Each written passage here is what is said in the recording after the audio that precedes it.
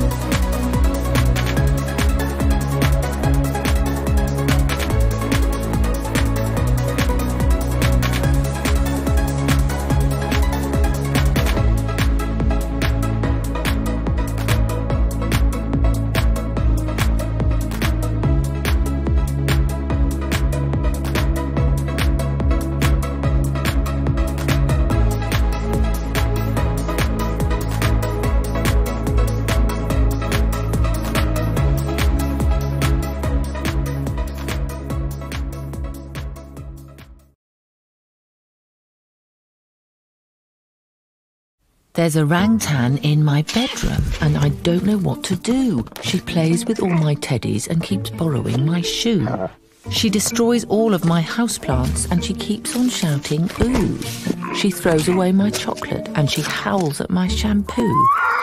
There's orangutan in my bedroom and I don't want her to stay. So I told the naughty orangutan that she had to go away.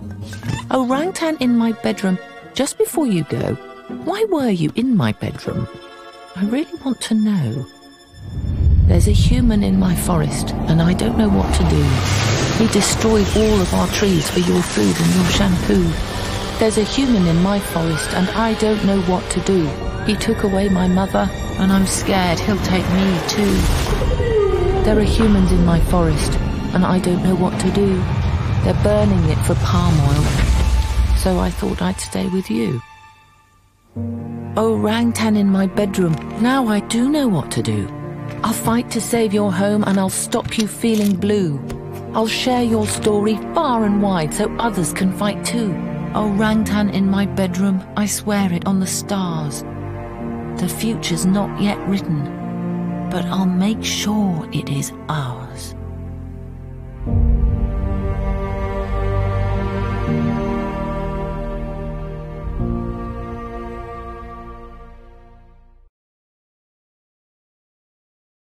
There now follows a party political gangster rap on behalf of the UK Independence Party. Hello, I'm Nigel Farage, also known as Nigel Farage, Nigel Faraggy, so step back Nicki Minaj. Cause I'm a wicked politician at large, with a vision of the Britain with no immigrant barges. Barging in, causing arguments on argy-bargy. The Falklands is ours, we barred it from the Argies. Don't mess with the UK Independence Party, cause we've a tendency to get nasty. Each time I gave a splendid speech, we gained momentum speed. Faraging with a vengeance, we are in the ascendancy. A swing of the pendulum and we will gain a bench of seats. Unrepentantly pro-independency. My ideal ending seemed a never-ending referendum on foreign bureaucrats and where the heck they're gonna send them. Next on the agenda? Bloody hell, I can't remember. I'm too busy thinking of becoming an honourable member. I'm that friendly MEP, aiming for an MBE. The Lib Dems and the BNP, they envy me. They know what I'm gonna be, so they're poking fun at me. I've no fear, bring your smear, sling your mud at me. But bugger bringing in a single currency. What's the problem with the monetary system we've got currently? Great Britain is an excellent island, significantly better than Ireland. I learned not to be outnumbered by a bunch of Scots, cause they've a tendency to pile in and get violent. But I'm a man of great class, make you look a straight ass. I carry on my campaign straight after a plane crash. Tell these champagne socialists I'm here to gate crash. I'm Moet to your baby sham and I can't wait to break glass. I dedicate this ungodly tune to an MEP gone too soon in memory of Godfrey Bloom. Rest in peace, Godfrey. What? I know he's not actually dead, but it's better than saying he was forced to leave for calling a group of women at the conference a bunch of sluts. Anyway, I digress. The point of the message that I'm trying to convey today is that voting for UKIP would be a splendid idea.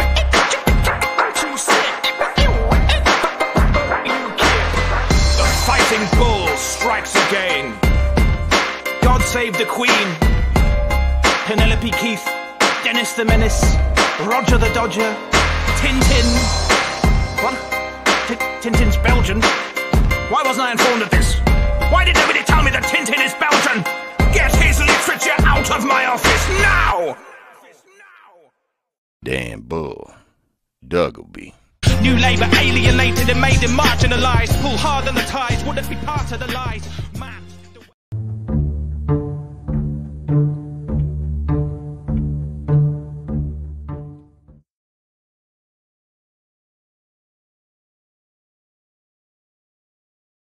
Questions. We'll turn now to First Minister's questions. Question number 1 from Jackson Carlow.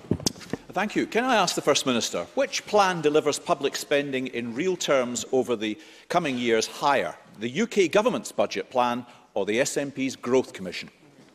First Minister. Well, let me be very clear that as a result of the budget on Monday, the UK Government budget, the budget of the Scottish Government will be cut in real terms by almost £2 billion between the Tories coming to office in 2010 and the end of this decade, highlighting that austerity under the Tories is far from over. They continue to deliver tax cuts for the richest and just cuts for everybody else. By contrast, the Growth Commission recommends real terms increases in spending to protect our vital public services. Jackson Carlo. Well, if that's austerity, the First Minister's going to have to think of a new word to describe life under her miserable plans, because that's quite something. And whatever else that was, it wasn't an answer to the simple question I asked. On Sunday, Derek Mackay swaggered round the TV studio saying, "Show me the money." Well, on Monday, the Chancellor did. And what the First Minister won't admit is that the UK budget has now set a course for public spending to increase within the UK at 1.4% a year in real terms up to 2023-24, whereas the SNP's Growth Commission, their evangelical Bible of economic misery, forecast public spending in an independent Scotland to increase by just 0.5%. First Minister, those are the facts. So I ask you again, which plan proposes to increase spending by more in Scotland? The UK Government's bold proposals or the SNP's miserable Growth Commission? First Minister. Independence and control of our own resources, we can ensure real terms increase in public spending. That is the prize of independence. But let's go back to the budget and the reality of the UK Government Tory budget announced on Monday. That will result in cuts to the Scottish Government budget of £2 billion over the decade that the Tories have been in power. Most of the consequentials in next year, of course, are earmarked for the National Health Service. When that is taken out, and we will pass them on to the National Health Service, I should say, as an aside, the Tories have even managed to short changes on that. We were meant to get £600 million in consequentials next year. We're only seeing £550 million of that delivered. And if that shortfall continues over the planning period, that will see the Tories shortchange the Scottish people to the tune of more than £250 million. That is absolutely shameful. But, you know, if Jackson Carlo doesn't want to take my word for it, perhaps he can listen to the think tanks, and the experts have all had their say on the budget over the last few days. The Resolution Foundation is not the end of austerity. Existing promises of extra spending in some areas mean the Chancellor's numbers imply ongoing cuts in other day-to-day public services. So we know what the Tories stand for. The mask has well and truly slipped. It slipped before we even got to Halloween this year. Tax cuts for the wealthiest and cuts for everybody else. That's the reality of the Tories, and this government stands for something very different indeed. Jackson Carlo. How miserably predictable. Here's the reality. The Scottish Government will receive an extra £500 million more in real terms next year. That's what the independent Scottish parliamentary researcher Spice have declared. And yet the SNP are so focused on finding the cloud in every silver lining, it can't even bring itself to welcome a single penny of that money, let alone £500 million of it. Worse still, the Finance Secretary has also indicated that he will refuse to pass on tax cuts which will benefit middle-income families elsewhere in the UK. Will the First Minister give any hope of tax relief to people like senior teachers, nurses and police officers who, without it, face paying a bill of £1,000 extra in income tax compared to those doing exactly the same job elsewhere in the UK? Will she? First Minister.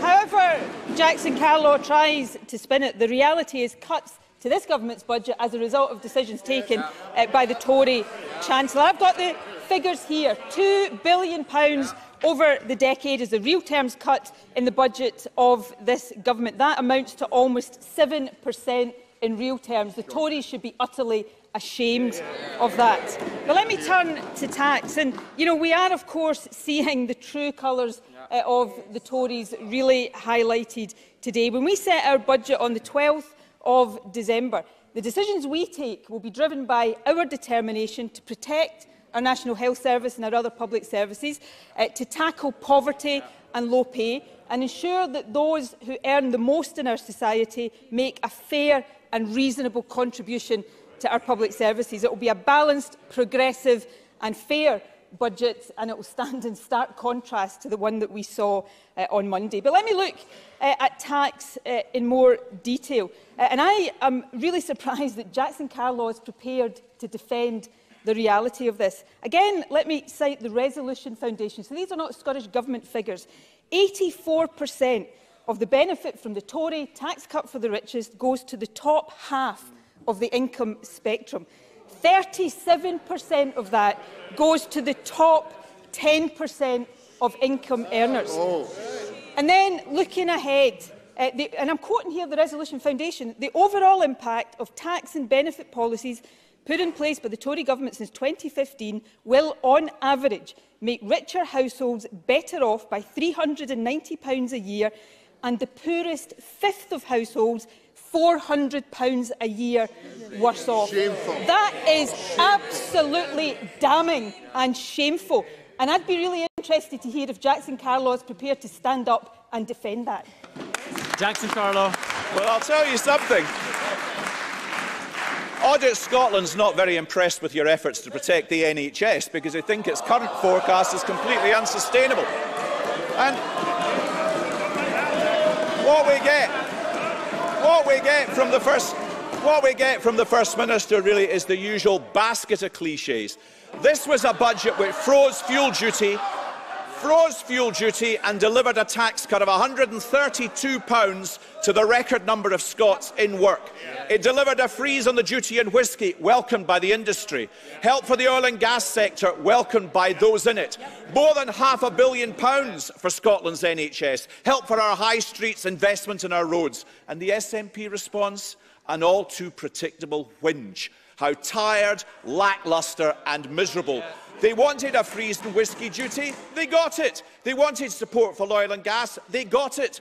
They wanted to see the money, they got £950 million worth of it. If ever Scotland wanted evidence that this is a grudge and grievance government led by a grudge and grievance First Minister, this was it. Why can't she for once, just once, First Minister, welcome it? First Minister. Well, isn't it interesting, and isn't it very, very illuminating, that when I quoted the Resolution Foundation about how the Tories are cutting tax for the richest in our society while continuing to punish the poor, and asked Jackson Carlaw to have a go at defending that, he just changed the subject. I think lots of people will have listened to Jackson Carlaw today and realised that he is completely unable to defend the policies of his own party at Westminster. Let's turn back to the NHS and tax. Firstly, let us not forget, of course, that as a result of our budget decisions last year, 55% of taxpayers in Scotland right now pay less tax than counterparts across the UK because of our new starter rate, not helping those at the top, helping those at the bottom of the income scale. That's a progressive change. And when it comes to the NHS, for weeks now, the Tories have been challenging the Scottish Government to say what we're going to do with the £600 million of consequentials that we were going to get in this budget for the Health Service. Now, we will pass on every penny of consequentials for the Health Service to the Health Service. But interestingly, it's not £600 million that's been delivered, it's only £550, and that will cost Scottish people more than £250 million over the period. But my final point, presiding officer, and the Tories might want to listen to this, because that figure of £550 million has another significance, does it not? Because that's also the figure that would have been taken out of the Scottish budget if we'd followed Tory calls to cut tax for the richest in this financial year. That would have been the equivalent of taking 13,000 nurses out of our health service. So this government stands for public services. It stands for helping the poorest in our society. It stands for fairness and progressive principles. And what we've seen today is that the Tories stand for tax cuts for the rich and just cuts for everybody else. And Jackson Carlaw can't even try to defend it. Utterly shameful.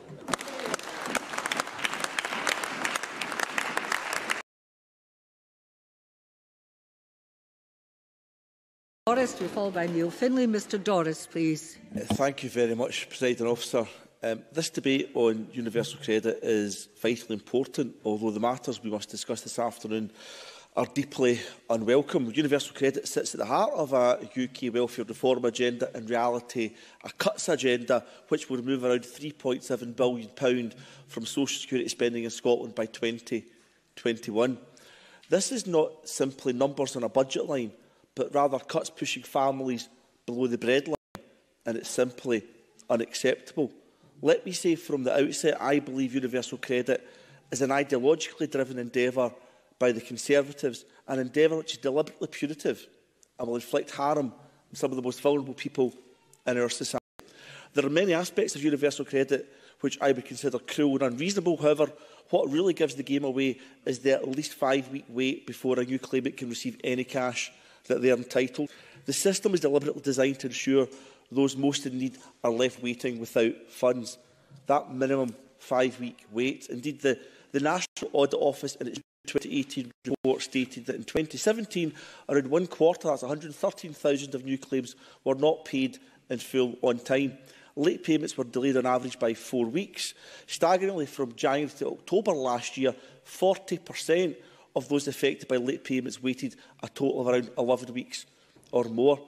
As for this year, as universal credit rolls out across my city in Glasgow right now, the National Audit Office estimates that up to 338,000 new claimants will not be paid in full at the end of their first assessment period throughout 2018. That's the reality. That means many of my constituents who are already being told by a new and harsh universal credit to wait 5 weeks before they even get a single penny they're entitled to still won't get the money. Let me make some progress, Mr Tompkins, still won't get the money after that 5-week wait. Now, I would note that an advance payment can, in certain circumstances, be provided by the DWP, but it's actually in reality a loan that must be paid back. Often claimants are not aware of that potential advance. When people inquire, they are asked if they can borrow money from family or friends, or if there's any other sources by which they can get money. They're actually asked that when they ask about it. What a question to ask one of my constituents. Delay them and deny them their cash to a vulnerable family, and then suggest they lean on others who may very well also be experiencing poverty themselves. Additionally, some of the other sources of income in a community charge eye-watering levels of interest. Are we actually asking unemployed people having delayed their benefits to seek a payday loan when they're out of work? Worse still, I can assure you there are some very unsavoury people out there that some of our constituents could ask for advances on money when they're desperate, if they've been advised by the DWP to go to other sources before getting anything from them. 40% of claimants who have to wait at least 5 weeks do not receive an advance loan for universal credit. Some may have personal funds, or have family members who can assist and can afford to assist, but I worry about where the others are turning to. No, I want to make progress, Mr Tompkins. I've probably heard enough of you, to be fair. They have to go to elsewhere to survive, and I'm worried about where they're going. Universal credit is currently constructed as a cruel system for many, deliberately delivering indebtedness by design. Now, I grew up in the 1980s where a Provi cheque was how you paid for birthdays in my house, and a catalogue was how you paid by Christmas, but you got your benefits. And now some of my constituents will go for the Provi cheques, they will go for the catalogues, and they won't have their benefits either. It's a ridiculous and it's an inhumane system. And we know the reality for too many individuals and families out there, with a 15% increase in food bank use in Scotland in the 5 months to September this year, due to the inbuilt minimum wait of 5 weeks. The Trussell Trust have also said that when universal credit goes live in an area, there's a demonstrable increase in demand for local food banks. On average, 12 months after the rollout of universal credit, food banks see a 52% increase in demand. On Friday of last week, I held a universal credit information event in Postle Park in my constituency. My thanks to Glasgow North West Citizens Advice, to NG Homes for their support, to Councillors Gow and McLaren for attending, and to Postle Point Community Centre for hosting us. It is one of 5 events I have held to date, and I have worked in partnership with Citizens Advice, local housing associations and Patrick Grady MP, as well as the local councillors. And I want to mention a number of the concerns raised at these events as they illustrate some of the other deep flaws within the universal credit system. Those offering support at the information events I have attended have witnessed firsthand how individuals or groups with poor literacy skills, low or non-existent IT skills, limited or no access to computers, lack of affordability of broadband have often been left high and dry due to the digital by default aspects of making a claim for benefits or maintaining an online journal evidencing their attempts to seek work. Inclusion Scotland indeed talks about the targeting of disabled people within this, where 35% of them have no access to the internet at all. 10% is the figure more generally across the country. This is cruel, it's inhumane and it's by design. Why not abolish sanctions? They are quite frankly counterproductive. The PCS union, who have to administer this system, want sanctions abolished, and don't make my constituents who are vulnerable wait 5 weeks. This can change and we must change it. Thank you very much, Mr. Here in Brussels, outside the European Parliament, and you can see lots of flags behind me. A huge building here with all the members of the European Parliament sit. I've been having a lot of conversations today and yesterday about the role of the UK, the future relationship with the EU, and what the impact of Brexit is on the rest of the EU, and on our communities, and our services, and on our people. And that is going to be a huge impact. We've seen the pride here, we can feel the pride here of the future with our European neighbours and the European Union member states, the countries that we have been shared partnership for so many years. We're about to lose all that. We're about to lose our European Union citizenship. We don't want that. Our children don't want that. We need to find a way through. We need to find a way out of that, and that is not Theresa May's blindfold Brexit or a bad deal or a no deal.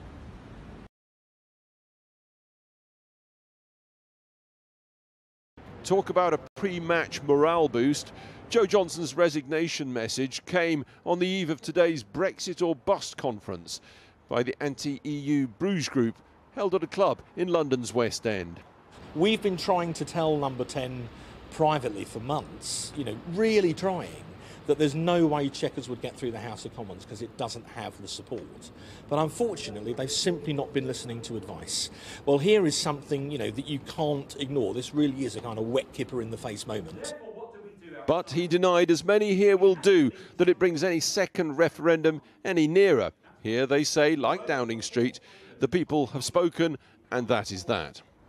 So who would have thought it, and remarkably from the Johnson clan of all places, a resignation message which commends itself to both sides of the great Brexit argument, Remainers and Brexiteers alike, saying, yes, we can subscribe to the idea that the worst of all worlds is being a bit in, a bit out of the Union.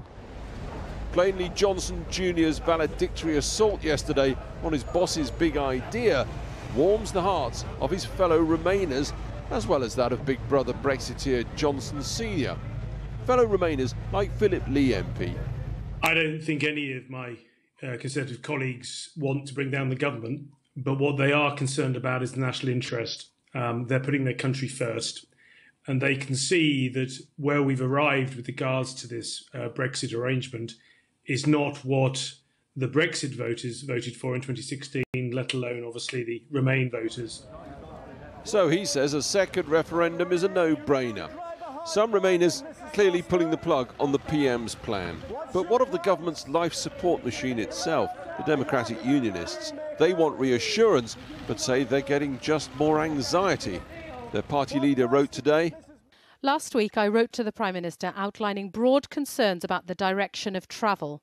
I wrote in the hope of reassurance and with the desire that an acceptable deal for us all was within grasp. Instead, I received confirmation that we were right to be concerned." Away from it all in many ways, Jeremy Corbyn in North Yorkshire today, sampling the delights of Saltburn's funicular railway. For now, does he really have to do much more than simply watch the governmental car crash? We are determined that we will hold them to account so that we can have a government in Britain that's serious about fairness and investment across the whole piece. Chequers doesn't do any of that. After all, most of the Cabinet don't agree with Chequers. 7 ministers have already resigned over Chequers, and we've got 2 Johnsons at war with each other. We will be subject to the EU regulations. But what's this? Back down in London's clubland, even the Bruges Group are having their problems, ejecting a vociferous gentleman who'd taken the floor to attack them over their position on defence. Fractures and divisions wherever you look. Alex Thompson there with that report. I'm joined now by the Conservative MP Chris Philp, who is in Croydon. Thank you for standing out in the rain. Now, Joe Johnson, who was resigned yesterday, is normally a man with whom you agree. So when he says that Theresa May's Brexit is a choice between being a vassal state in which we obey European rules and don't have a say in them, and chaos, why is he suddenly wrong? Well, I think, Joe is a very nice and a very thoughtful man who I admire and respect, but I think he's been premature because the deal is still under negotiation. We don't know the exact form it's going to take, and we're probably not going to know for another number of 2 or 3 weeks, who knows? So I think his resignation is premature, and what he should have done, and what anyone thinking about this should do, is wait and see what the deal looks like, scrutinise it carefully when it's published, and then decide if you want to support it or not. Because to resign before it's even been negotiated is extremely, as I say, it's extremely premature. But we know that what is being taken is a single market on goods in which we effectively obey European rules on goods with which we do not have a say, and that the fallback position is likely to be the UK staying in the customs union. So these are things that we would be obeying but not having any control over. That's what he means by vassalage. Why is that wrong? So if you're talking about the backstop, I think you are, that is intended to be a temporary arrangement if there's a gap, if there's a lacuna between the end of the transition period and the start of our future trading relationship, and which may be a Canada-style free trade agreement, it may be more like the Chequers agreement, we'll find out. But the point is that the backstop, if indeed it's ever invoked at all, it can't be something which continues in perpetuity. The Prime Minister has been extremely clear, repeatedly, in public, in private, in the House of Commons, in the media, with the European negotiators, that we can't have a situation where the United Kingdom, or indeed any part of it, gets stuck in a backstop of the kind you're describing with no way out. That is not something the Prime Minister is going to negotiate or agree to, and I don't think Parliament would agree to it either. So the situation you're describing, if it ever happened, would be temporary, and it would be within our power to leave it. Well, the trouble is, you can say whatever you want, but it's not necessarily within our power in a legal agreement. Now, if we get to the point where this deal is voted down, what should the Prime Minister do? Well, I think you're getting a bit ahead of ourselves because the deal hasn't even been negotiated yet. Well, it's not looking good, is it? Still less been voted down. The DUP are against it, Labour's against it, the ERG in the Conservative Party are against it, the Remainers in the Conservative Party are against it. It's not looking like it's going to get through, to be honest, is it? Well, I admire your attempt to draw me on something, speculating about something which has not even been agreed yet. It's still being negotiated, and as far as my energy and efforts are concerned as a backbench Member of Parliament, what I'm doing is trying to offer the government, suggestions and offer them my comments. For example, I'm very keen to make sure that there's a way of linking this £39 billion exit payment to the future state trade deal, whatever form that takes. So, I'm offering my ideas.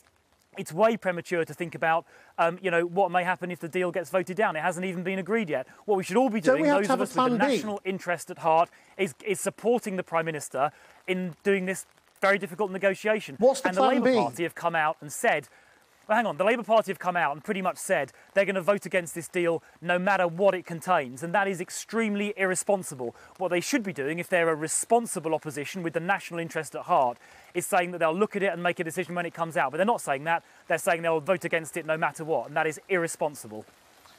Chris Philp, thank you very much indeed. I don't think that's quite how Labour would characterise their position, but we'll let them speak for themselves.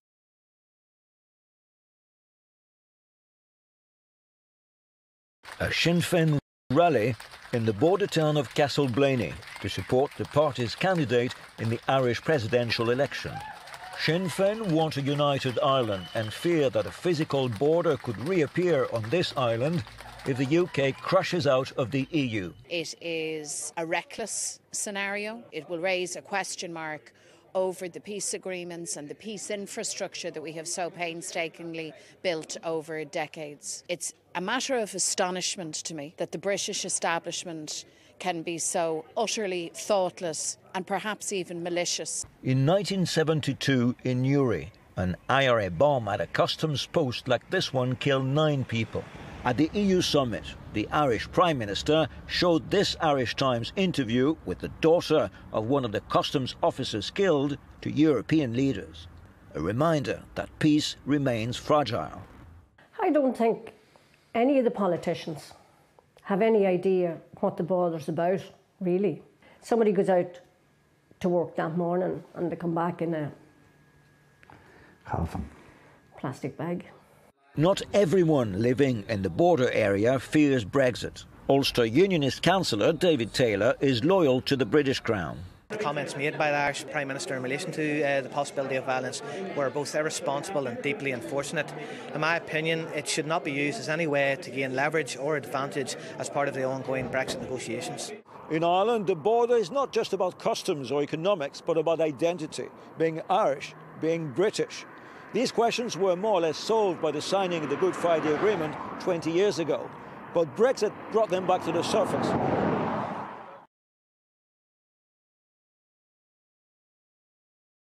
From a politician with a reputation for understatement and loyalty came an explosive intervention, quitting as Transport Minister and calling for a second Brexit referendum in the same breath. It's a very difficult decision, but we're clearly barrelling towards an incoherent Brexit that is going to see us cede control. The referendum was meant to be about taking back control, but in fact the only people who are going to gain control are the French Parliament and the German Parliament. It's the Parliament in this process. At present, the deal is incoherent on its own terms, and that's why it's so important for the public to have a say, so it can confirm that this is really the Brexit that it wants. The initial announcement made via social media, a blow apparently out of the blue for Theresa May. I have had no choice but to submit my resignation to the Prime Minister this afternoon. The resignation was backed by Brexiteers, including his brother, the former Foreign Secretary, who wrote on Twitter, "Boundless admiration as ever for my brother Joe. We may not have agreed about Brexit, but we are united in dismay at the intellectually and politically indefensible UK position." This was not a Brexiteer resignation. Joe Johnson voted for Remain, but as Transport Minister was involved in no-deal planning to protect ports and trade flows. Conclusion that a no-deal Brexit would inflict what he described as untold damage on the nation, with real questions about whether the government would be able to guarantee access to fresh food and medicine. For a Prime Minister who insists the choice that will face MPs is between her deal or no deal, this could prove a devastating assessment. In a statement, Downing Street thanked Joe Johnson for his work in government, but hit back at his call for a second referendum, saying that the vote in 2016 was the biggest democratic exercise in the country's history, and a second one wouldn't be held under any circumstances. But organisers from the People's Vote campaign see this as a major moment, with sources telling Sky News they are speaking to other ministers also considering their positions, and are hopeful more resignations could follow. It comes as relations soured further between Theresa May and the DUP. Party leader Arlene Foster accusing the Prime Minister of breaking promises, saying the deal on the table could see Northern Ireland left in the EU's customs union, and telling Sky News that the DUP's backing of Mrs May's leadership was not to be taken for granted. It is important that we remember that the confidence and supply agreement is with the Conservative Party. And we did that because we wanted to ensure that we had that stability at Westminster, and that's still our desire. In an effort to reassure the party on whose support Theresa May relies for her majority, her de facto Deputy Prime Minister said this. The Prime Minister's always been very clear that, we won't accept something that involves sort of carving out Northern Ireland from the rest of the United Kingdom. But if the government cannot reassure its own ministers of the wisdom of its Brexit strategy, it doesn't bode well for Theresa May's efforts to pull together a deal that both Brussels and Parliament could back.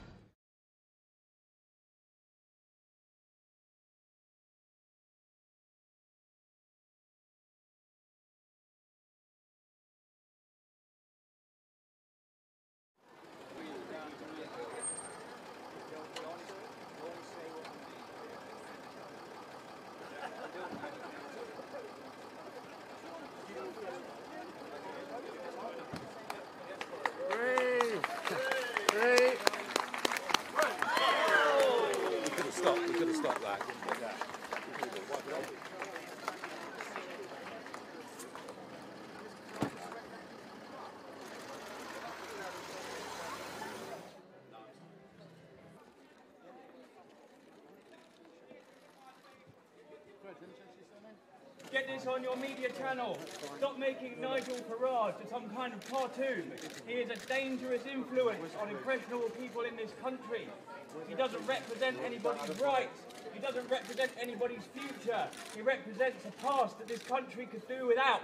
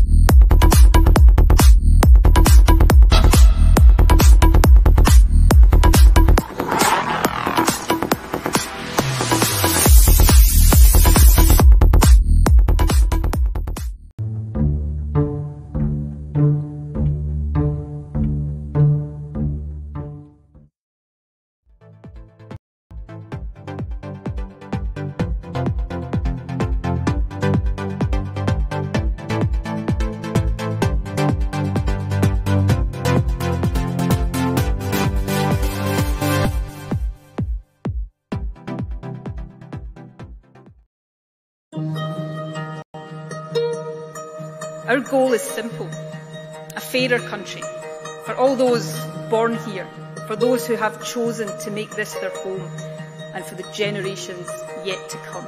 That is why we believe in an independent Scotland. So know this, believe in this, work for this.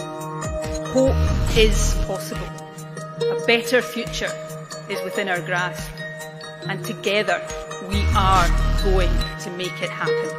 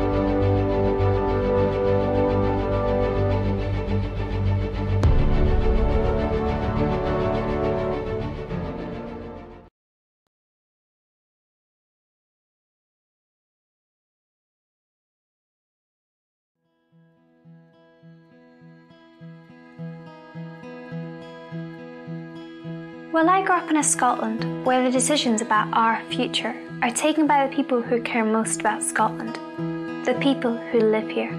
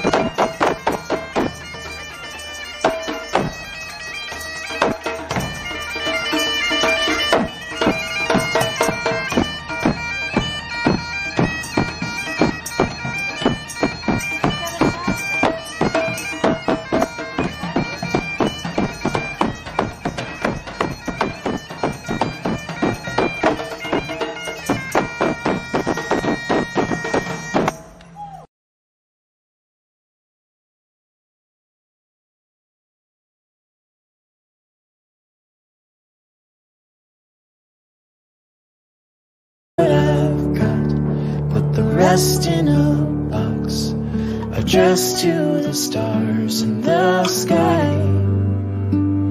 And soon, up there with the moon, my favorite regret.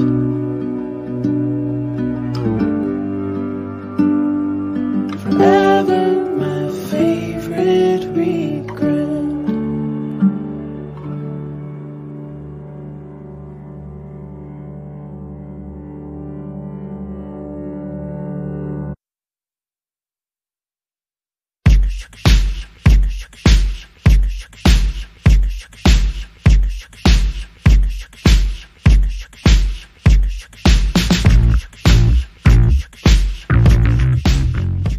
Now playing Michelle Channel, What Am I Looking For?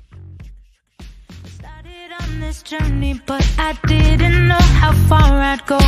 Every step I traveled made me feel like there was undertow. I kinda wanna say it, but it doesn't even matter.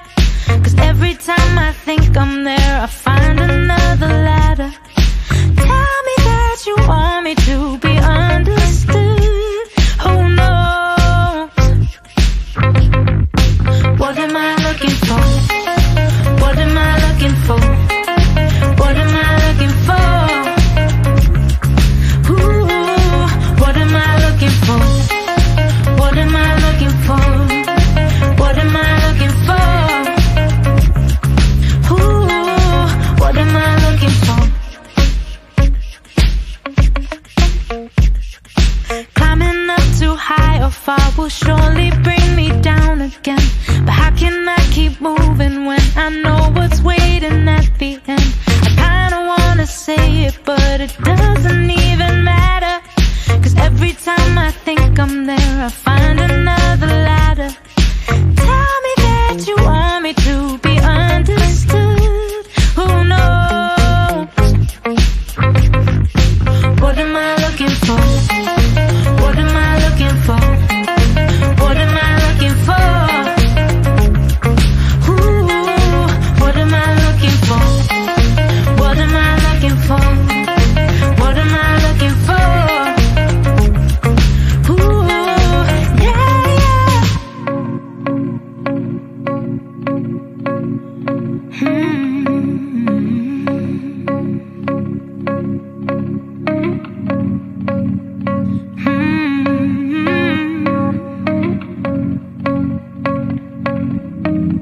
What am I looking for? Oh, what am I looking for? Oh, what am I looking for? Ooh, what am I looking for? What am I looking for? What am I looking for? Ooh, what am I looking for? What am I looking for? What am I looking for? Oh, what am I looking for? What am I looking for? Oh, what am I looking for? Oh, what am I looking for? What am I looking for? What am I looking for? Ooh, what am I looking for?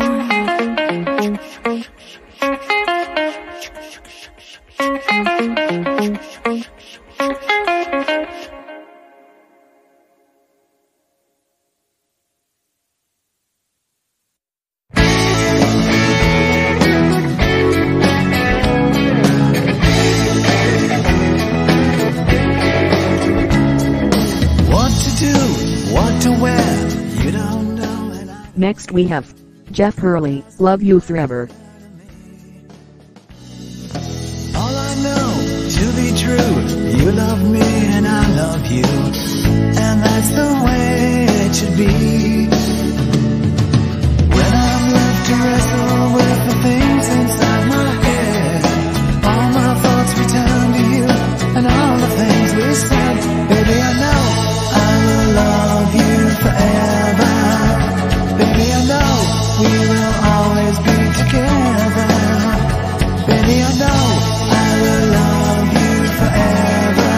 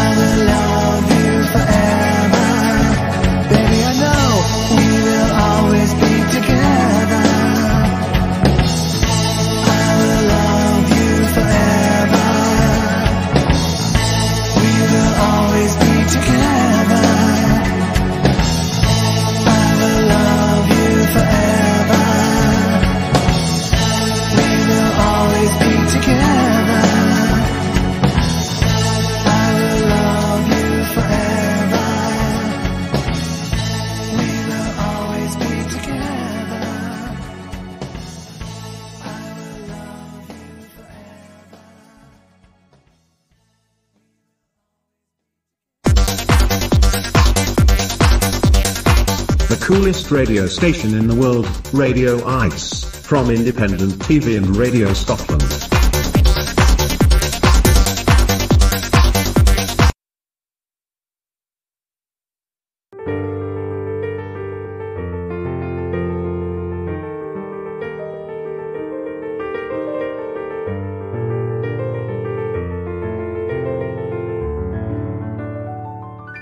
Next we have Brielle Rathbun and Colin Jeffries. Hey you.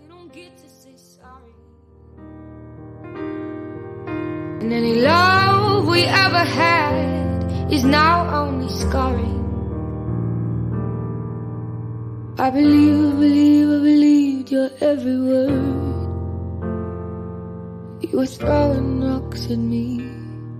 Love was all I ever heard. I believed your every word. You were throwing rocks at me. Love was all I ever heard, yeah. You're gonna think that I hate you, but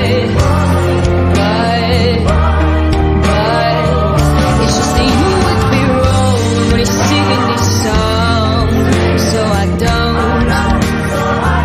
You're gonna think that I hate you, but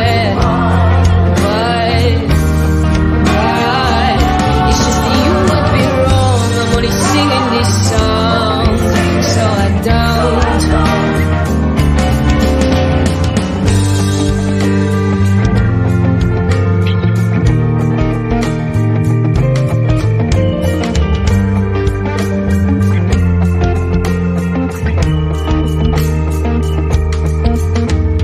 I believed your every word. You were throwing rocks at me. Love was all I ever heard. I believed your every word. You were throwing rocks at me. Love was all I ever heard, yeah. You're gonna think that I hate you, but it's just that you would be wrong when you're singing these songs, so I don't. You're gonna think that I hate you, but it's just that you would be wrong when you're singing these songs, so I don't. You're gonna think that I hate you,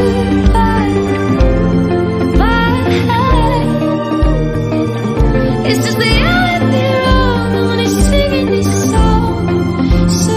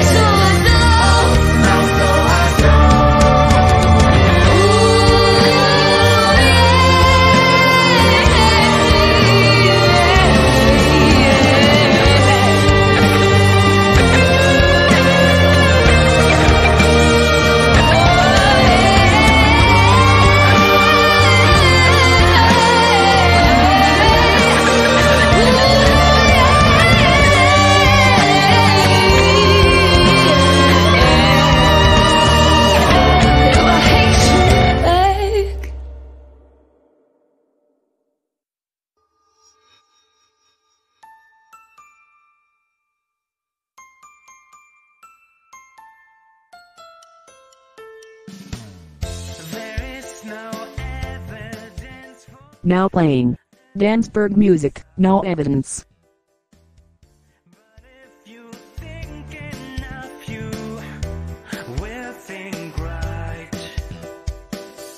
There's so much stuff out there, so many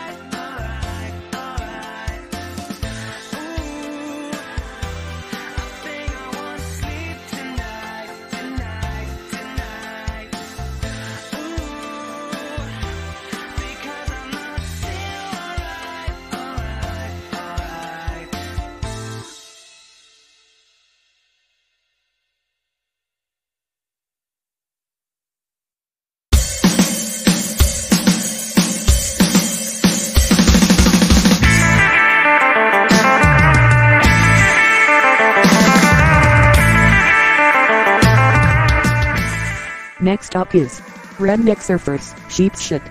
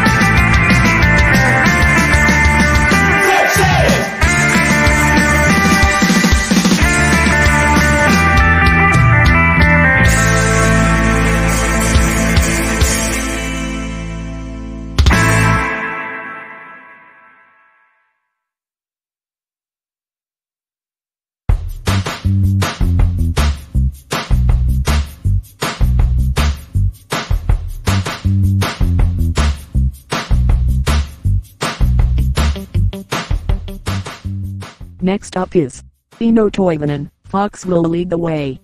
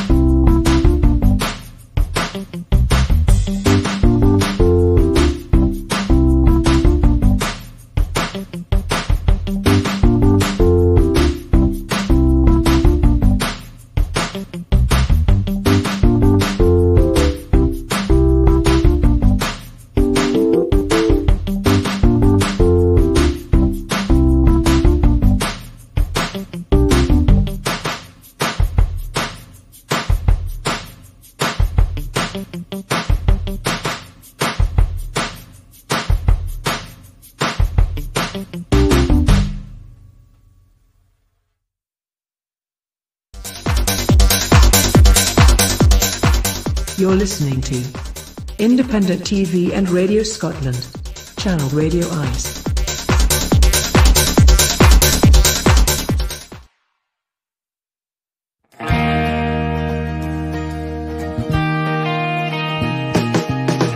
everything is new again. Walking with the permagrin, head so high. I'm back with you and all is right. Playing now. Josh Woodward, I Will Not Let You Let Me Down. It's just like we never said goodbye. And you're like a worn out shirt that's soiled with dirt, but fits me like a glove. I will not let you let me down. I will not let you let me down. This time, this is my final climb. Time and time and time again, latherings and latherings, out and in. My head is dizzy from the spin. Breaking up and breaking down, making up and making out, round and round. I've learned to get up from the ground. But this time's different, I can feel it. We are on our way. I will not let you let me down. I will not let you let me down. This time, this is my final climb. My friends all tell me you'll propel me right back in the ditch. I'm altruistic, masochistic. You just scratch my itch.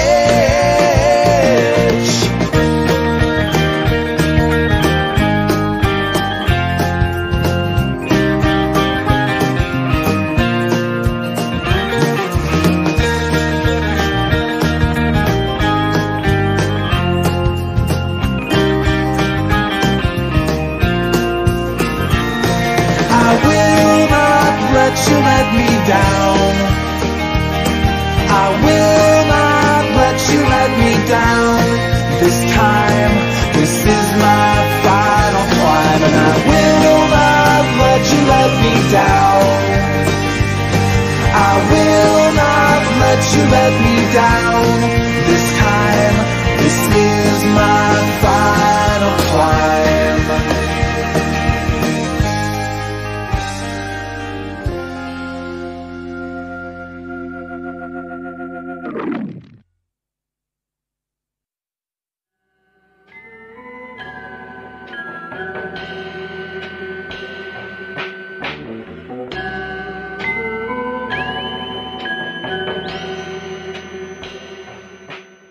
Playing now.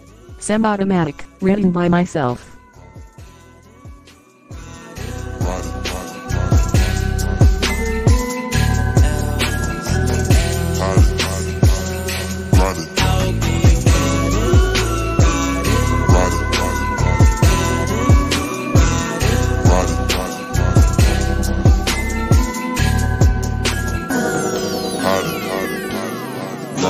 I fell asleep around 9, but I slept till noon. I don't have enough time to invest in you. It's lunchtime, but a nigga making breakfast food.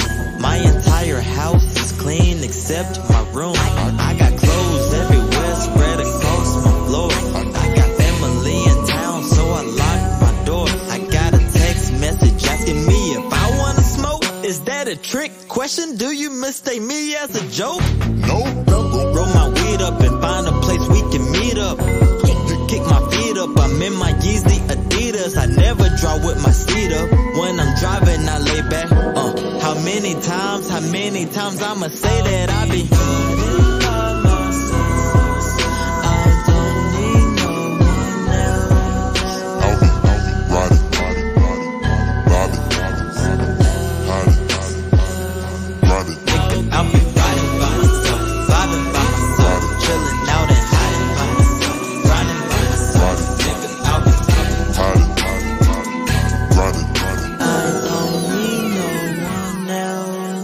What's good? What's Gucci? What a host with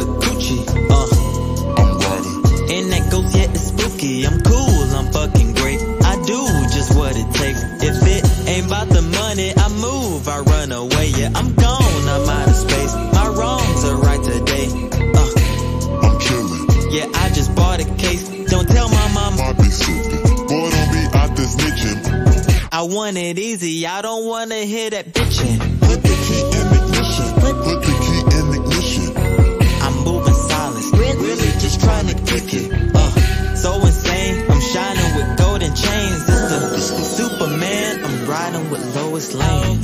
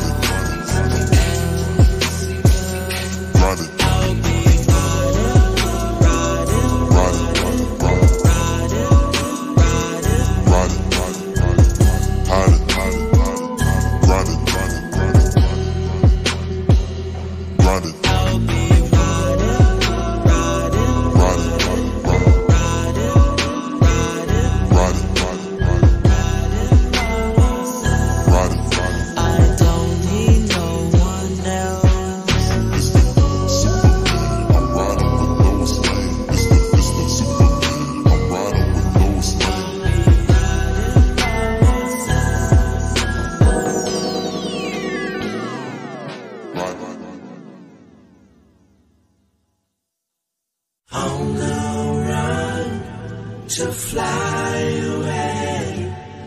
Bring my love back home. Now playing Axel and Hunes, On the Run to Fly Away.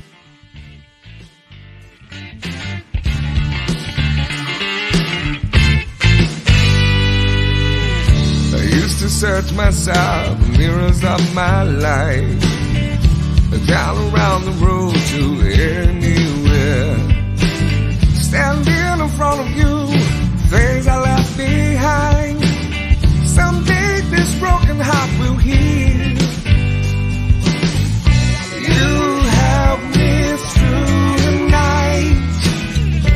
There's nothing we can do. Reflections in my mind. There's a road to go through.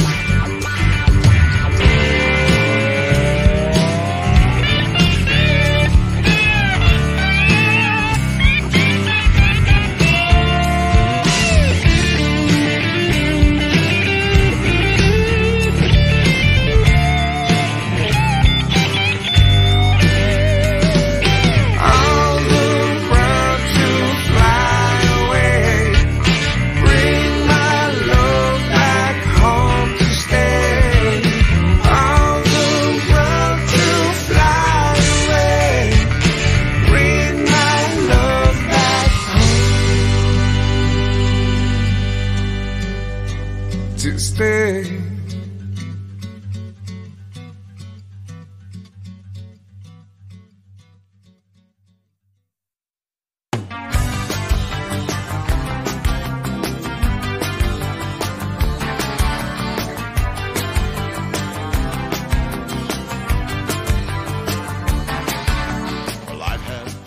Track playing now. Steve Blackley, the envy of every town. Was where I call home. Half a pack of cigarettes, half a pot of coffee, but I'm not in debt, and I'm camping on a land that only God could own. I've had hard rides that seem to never end.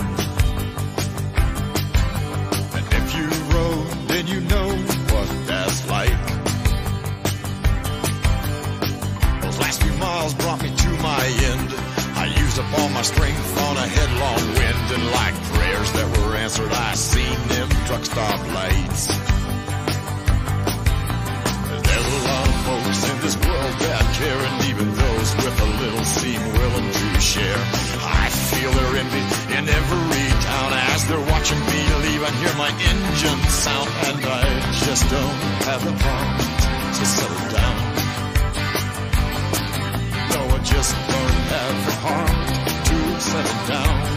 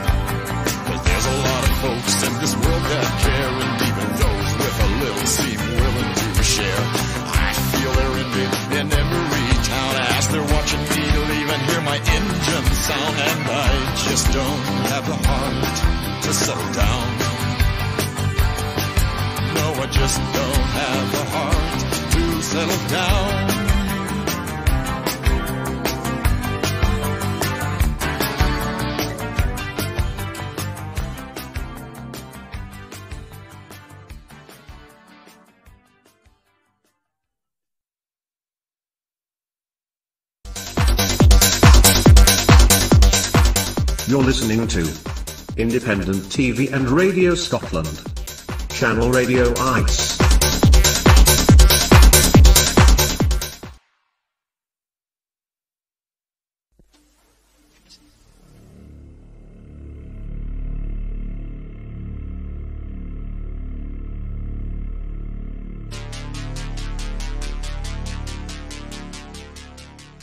Playing now.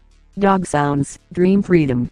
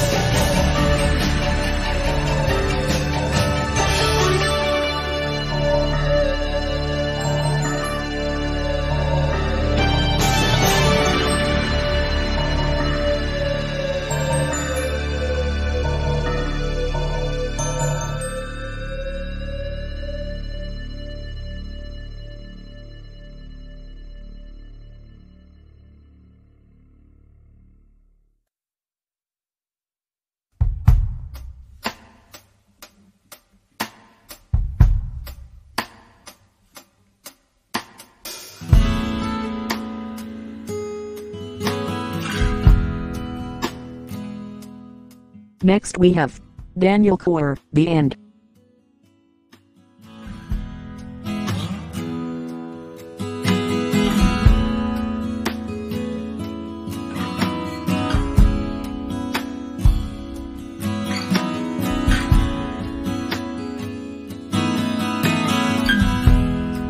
If only I could see it.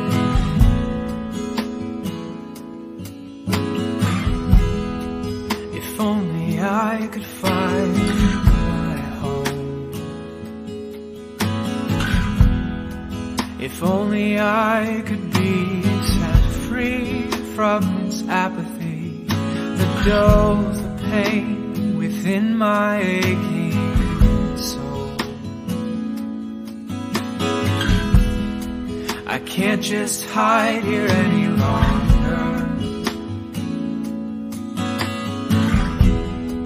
Beneath a smile that pretends to be strong, I can't keep on living life just to find another way to ease the hurt for another few songs. I can't keep running away from the pain inside. Don't just want to escape time after time.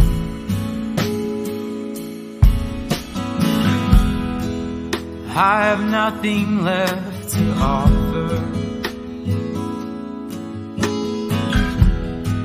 not a thing to call my own.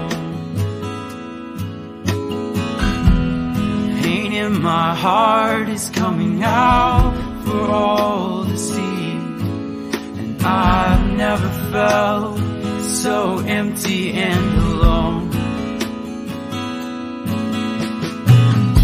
But I can't keep running away from the pain inside. I don't just want to escape time after time.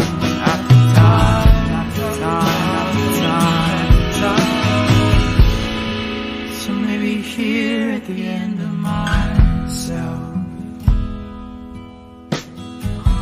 lies the beginning of all that I've hoped for. And maybe here where I've lost all hope in this world, maybe here's where dreams are born. Maybe here's where life begins.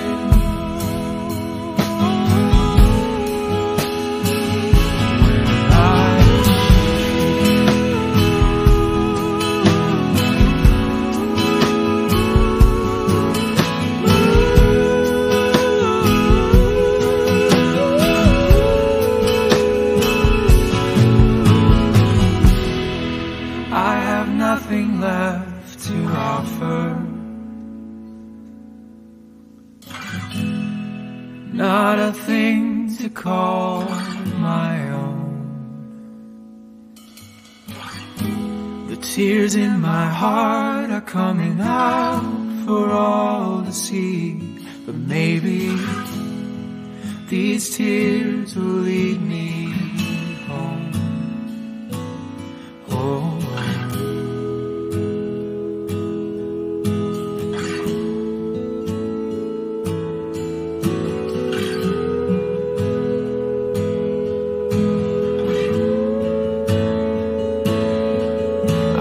Chasing these tears till they lead me home, where dreams are born.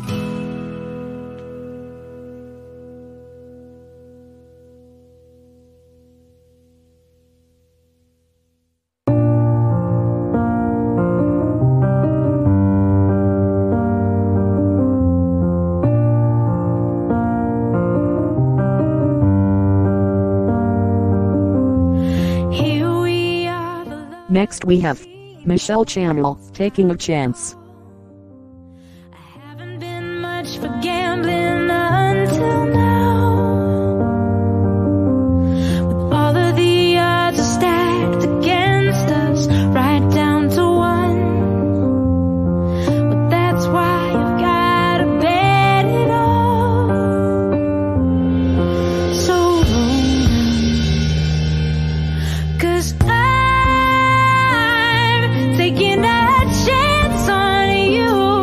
Oh, I'm taking a chance on you.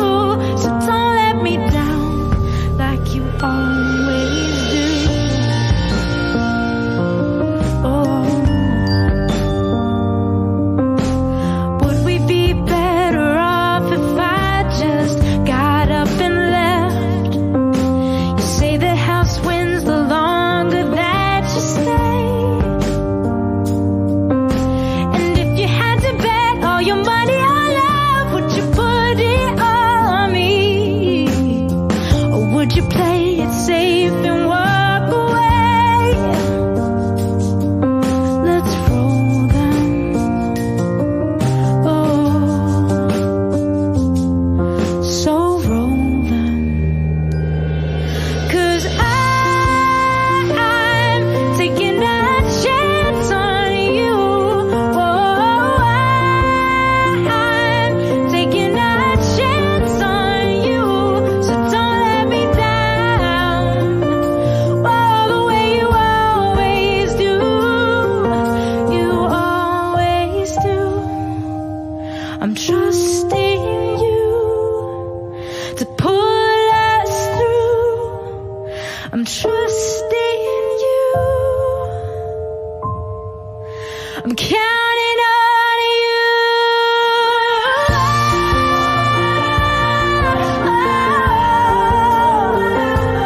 Taking a chance.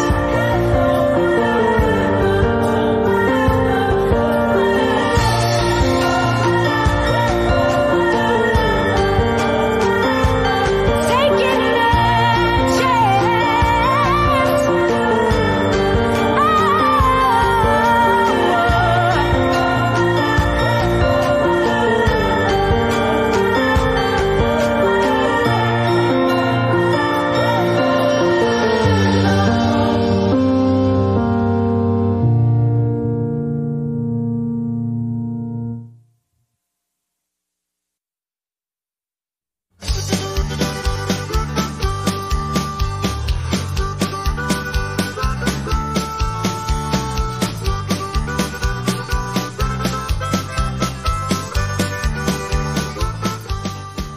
Playing now.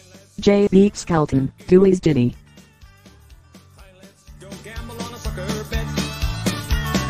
Let's go swim, let's not get wet. Let's go gamble on a sucker bet. Baby, get out of my life, don't go yet.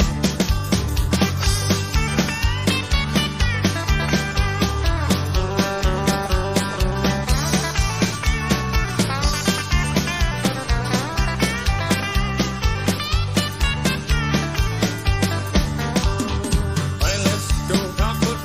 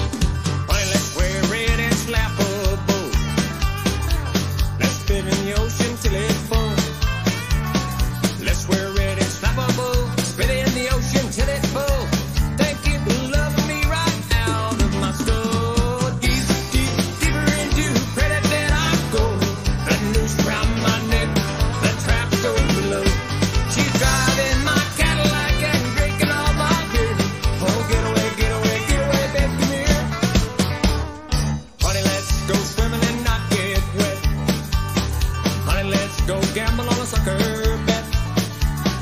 Let's go swim, let's not get wet. Let's go gamble on a sucker bet. Thank you for loving me, baby, you're killing me. Get out of my life, but don't go yet.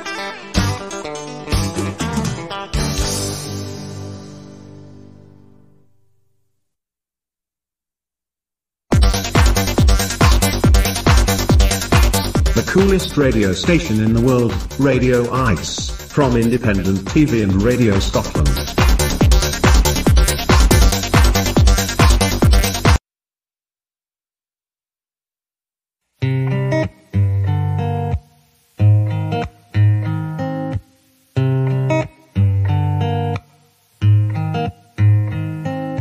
Leaving is the only way of knowing.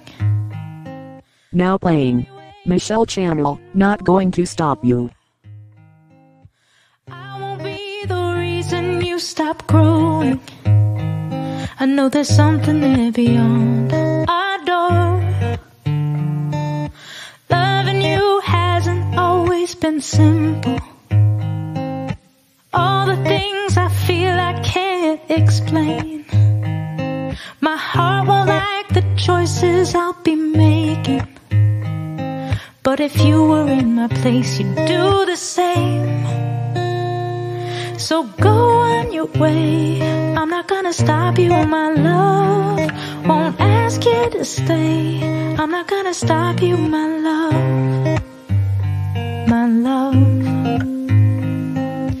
You would buy the ocean just to save me. Hold me through a flood or ice or flames. You'd hang up the stars to see me happy. Now's a chance to show I feel the same. So go on your way. I'm not gonna stop you, my love. Won't ask you to stay. I'm not gonna stop you, my love. They say if it's yours, you don't have to keep it held so tight. So I'm gonna learn to let go and watch while you take flight. Go on your way. I'm not gonna stop you, my love. Won't ask you to stay.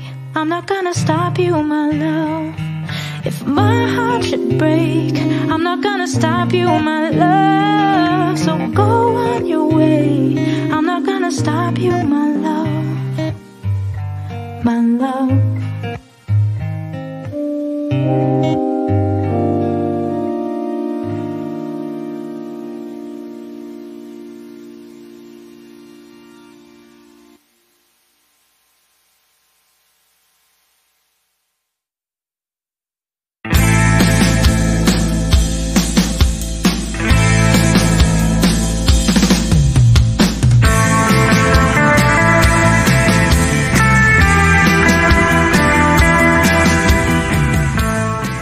Next up is Redneck Surfers, Dam City.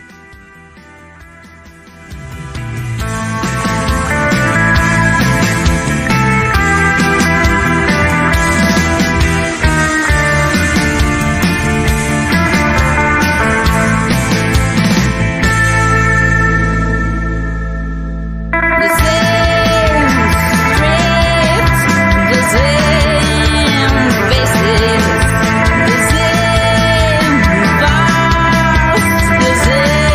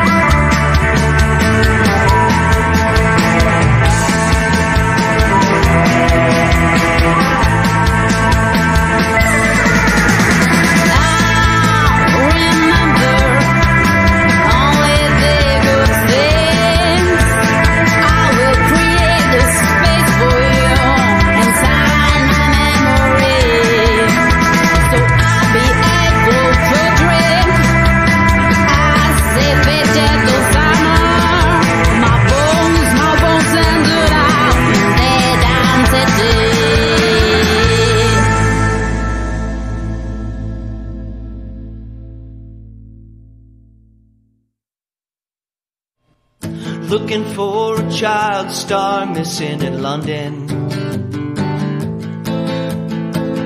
hanging with the new crowd that dress like the undead. Next up is Dano, Bounty Hunter. So you better figure out where you gonna run to, where you gonna run to now. Hunt in the jungle, he got snakes on a plane. The bounty hunter's coming and don't care if you were framed. You don't know him, he's the man with no name. The bounty hunter's coming and he don't care. A lawyer's got a double life going on the side, while living with his in-laws, he was caught in a lie. You can try to cover up your tracks, but he'll find out. So you better not have a doubt about what you're gonna do now. What you gonna do now, yeah. Hunt in the jungle, he got snakes on the plane. The bounty hunter's coming and don't care if you were framed. You don't know him, he's the man with no name. The bounty hunter's coming and he don't care. They're looking for justice and wanna bring you back. That reward is his living and he can't help that. No, he can't help that. No, no, he can't help that. No, no. Looking for a duckty lost in Arizona. His mother's been waiting days for them to phone her. As long as you're alive, you know he's gonna find you. So just hang tight and you might see him coming from the middle or the right now. Hunt in the jungle, he got snakes on a plane. The bounty hunter's coming and don't care if you were framed. You don't know him, he's the man with no name. The bounty hunter's coming and he don't care. The bounty hunter's coming. The bounty hunter's coming.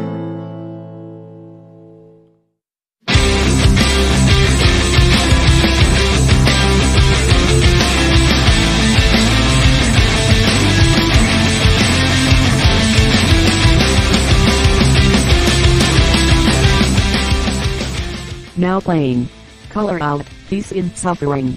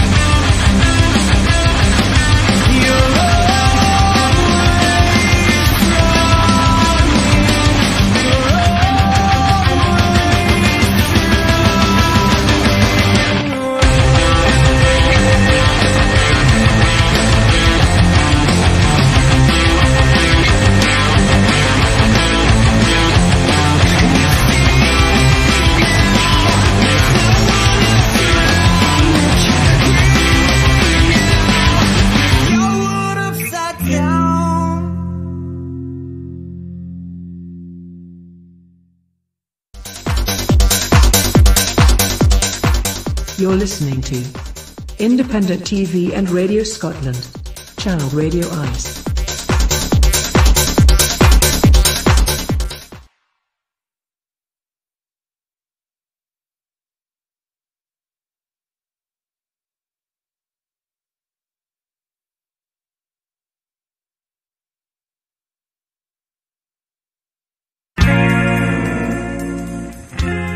Now playing Redneck Surfers, He Did It.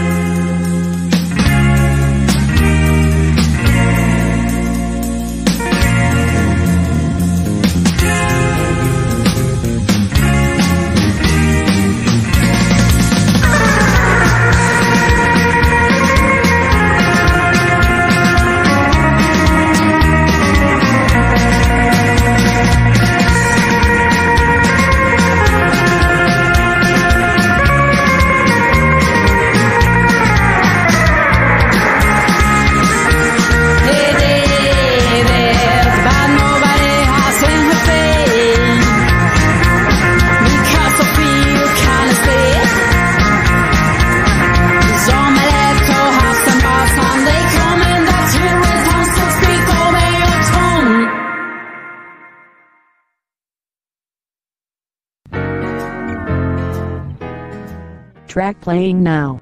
Morgan Grieve, Better Be Ready. You better be ready, ready to roll when I pull up in front of your door. 'Cause I ain't waiting around. Honey, I'm leaving this town. I'm singing a road song and you can sing along. Oh, you better make up your mind. Because today's the day I'm leaving, I'm through with empty dreaming. I'm shaking the dust off my shoes, I'm through with the blues, I'm leaving this town behind. Honey, stop your crying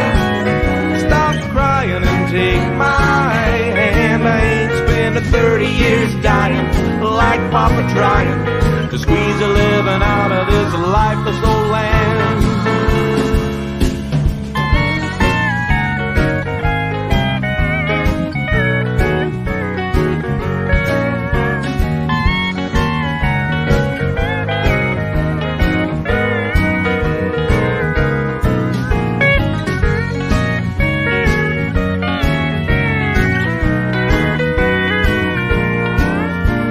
Today's the day I'm leaving, I'm through with empty dreaming.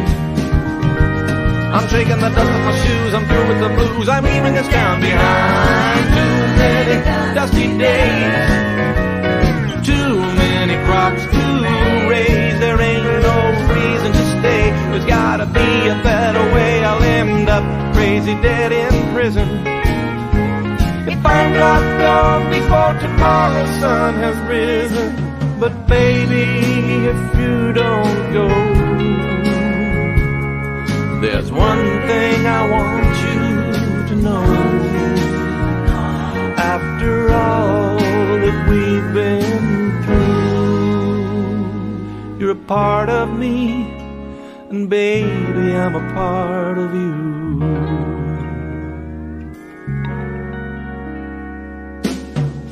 So what are we waiting, what are we waiting for? Honey, climb in and close the door.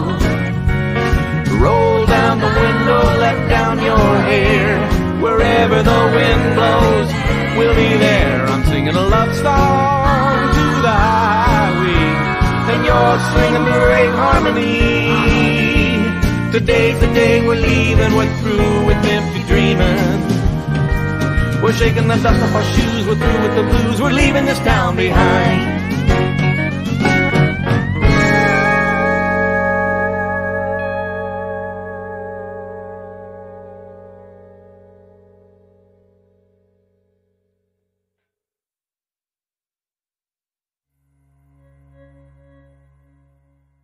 Playing now. Brielle Rafton and Colin Jeffries, Can't Wait.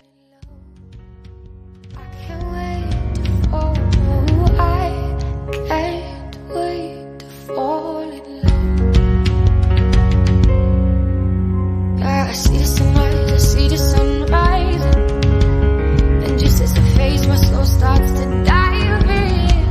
I see the sunrise, I see the sunrise with my heart, and I can't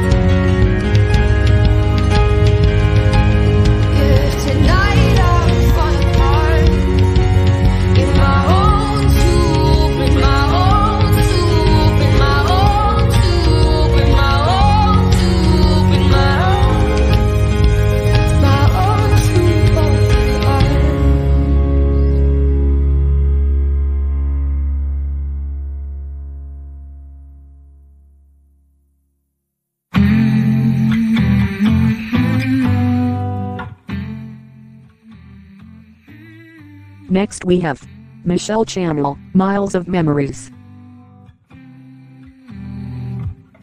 Keep the beat with my heart and get ready.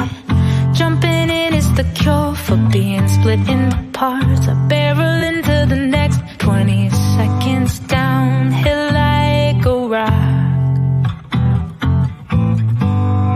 Seconds turn into years, then a year's gone in a day. Will the miles of memories fade? Will they fade away?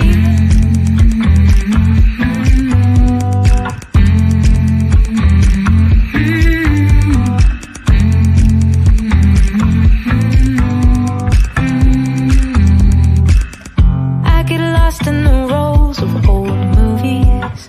Flip the frames in my head, they're flickering in the dark. I'm afraid of the next 20 seconds. That's what I forgot. Seconds turn into years, then a year's gone in a day. Will the miles of memories fade? Will they fade away?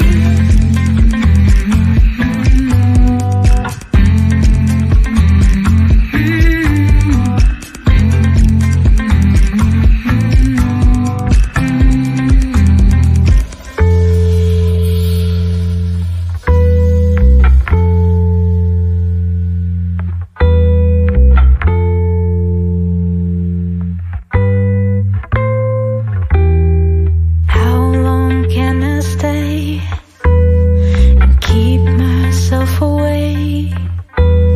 I don't have too much time, so I'm gonna hold tight. How long can I stay and keep myself away? I don't have too much time, so I'm gonna hold tight. And seconds turn into years, and a year's gone in a day. Will the miles of memories fade? Will they fade away?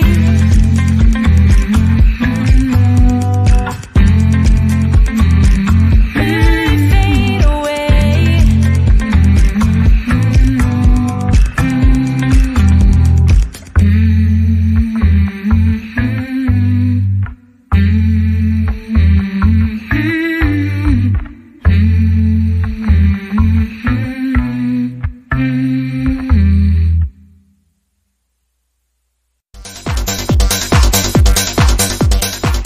You're listening to Independent TV and Radio Scotland. Channel Radio ICE.